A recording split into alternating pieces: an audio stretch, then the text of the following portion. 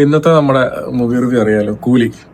ഇന്ന് രാവിലെയായിരുന്നു കണ്ടത്. ഇന്നാണ് റിലീസ് ചെയ്തത് രജനീകാന്ത്, ലോകേഷ് കനകരാജ് ടീമിന്റെ കൂലി.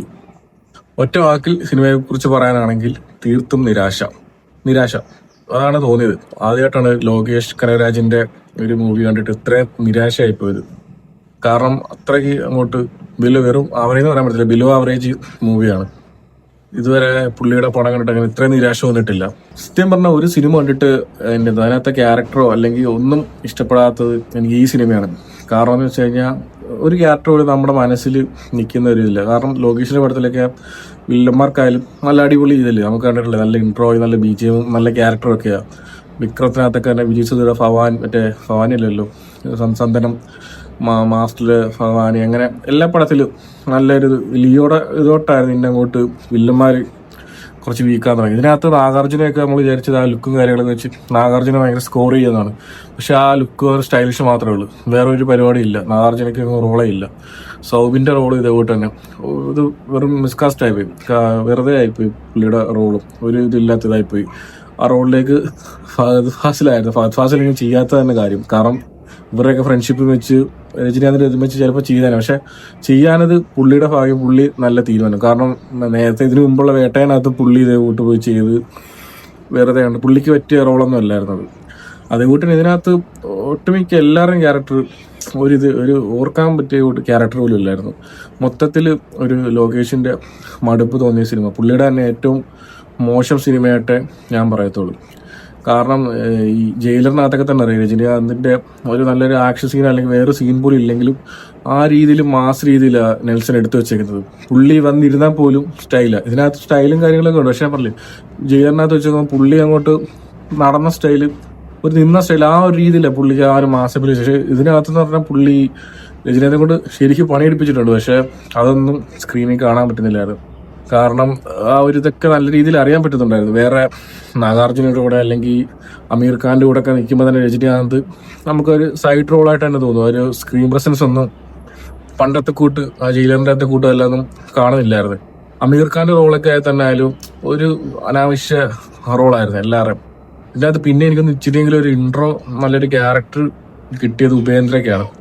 ആ ഇൻട്രോയും എല്ലാ രജനീകാന്തിനെക്കാട്ടി നല്ല ഇൻട്രോയും കാര്യങ്ങളൊക്കെ ആയിരുന്നു ഉപേന്ദ്രയ്ക്ക് കിട്ടിയത്.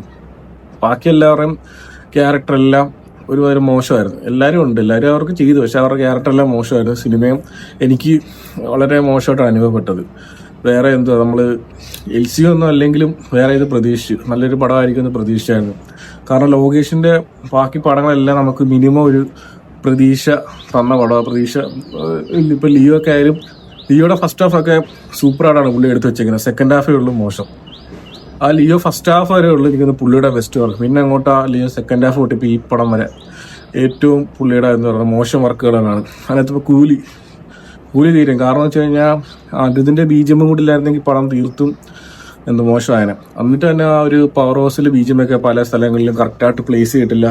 ആ ഒരു പ്ലേസ്മെന്റ് ഒക്കെ കുറച്ചും കൂടെ ഒക്കെ കറക്റ്റ് ആക്കായിരുന്നു. അങ്ങനെ മൊത്തത്തിലൊരു നിർവ്വഹാരമായിരുന്നു. ആകെ പിന്നെ എനിക്ക് പോസിറ്റീവായിട്ട് തോന്നിയിട്ട് രജനീകാന്തിന്റെ കുറെ പഴയ കാലഘട്ടം കാണിക്കും.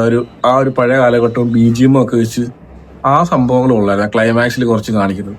അല്ലാതെ നമുക്ക് ഒരു ഇമ്പാക്ട് തരാൻ, നമുക്ക് കൈയടിക്കാനോ, നമ്മളിപ്പോൾ അറിയാം രജനീകാന്തിന്റെ പടം അല്ലെങ്കിൽ തമിഴ് പടം ഇങ്ങനെയൊക്കെ കാണുന്നതെന്ന് വെച്ചാൽ നമ്മൾ തിയേറ്ററിൽ നിന്ന് കൈയടിക്കാൻ നല്ല മാസ് സീൻസ് കണ്ട് നമുക്ക് ഇതാകാൻ വേണ്ടിയാണ്.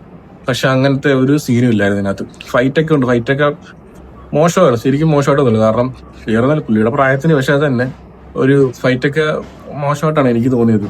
കാരണം വെച്ചാൽ പുള്ളി തന്നെ ചെയ്തിട്ടുണ്ട്, പക്ഷെ അതൊന്നും അങ്ങോട്ട് ഒത്തു വന്നില്ല. ഞാൻ പറഞ്ഞില്ലേ, മൊത്തത്തിൽ പുള്ളിയെ കൊണ്ട് പണി ലഭിച്ചു, പക്ഷെ അതിന്റെ ഫലം സ്ക്രീനിൽ വന്നിട്ടില്ല. പക്ഷെ അത് വെച്ച് നോക്കുമ്പോഴാണ് നെൽസനും ഈ ലോകേഷ് തമ്മിലുള്ള വ്യത്യാസം. ഈ ജയിലറിനകത്ത് നെൽസൺ പുള്ളിയെ കൊണ്ട് അധികം ഒന്നും ഇല്ലാതെ, പുള്ളിയെ കൊണ്ട് ജസ്റ്റ് ഒരു കമാൻഡിങ് മാത്രമേ ഉള്ളൂ. പക്ഷെ ആ പടത്തിൽ പുള്ളിക്ക് അത്രയും മാസപ്പിലുണ്ട്. മറ്റേ ആ ഇന്റർവ്യൂ സീനിലെ പഞ്ചൊക്കെ ജയിലറിനകത്ത് കാണിച്ചിരിക്കുന്നത്, അവിടെയാണ് ലോകേഷിന് വാളിപ്പോയത്. പുള്ളിയെ കൊണ്ട് പണിയെടുപ്പിച്ചു, പക്ഷെ പുള്ളിയുടെ ആ ഒരു സ്ക്രീനിൽ സ്ക്രീൻ പ്രസൻസോ അല്ലെങ്കിൽ മാസം ഓരോന്നും യൂട്ടിലൈസ് ചെയ്യാൻ പുള്ളിക്ക് പറ്റിയിട്ടില്ല ലോകേഷിന്. ആ ഒരു സംഭവമാണ് ലോകേഷിന് വാളിപ്പോയത്. പുള്ളിയുടെ തന്നെ എനിക്ക് തോന്നുന്നു ഈ 2 വർഷം എഴുതുന്ന സ്ക്രിപ്റ്റ് എഴുതുന്ന, പക്ഷെ ആ സ്ക്രിപ്റ്റൊക്കെ വെറും ഈ 2 വർഷം എഴുതിയതിൻ്റെ ഒന്നും സ്ക്രീനിലൊന്നും ഇല്ല. സ്ക്രിപ്റ്റും എല്ലാം കൊണ്ടും ഒരു മോശം ലോകേഷിന്റെ സിനിമയാണെന്ന് തോന്നിക്കത്തില്ല. ആ രീതിയിലുള്ളൊരു മോശം സിനിമയായിട്ട് എനിക്ക് തോന്നിയത്.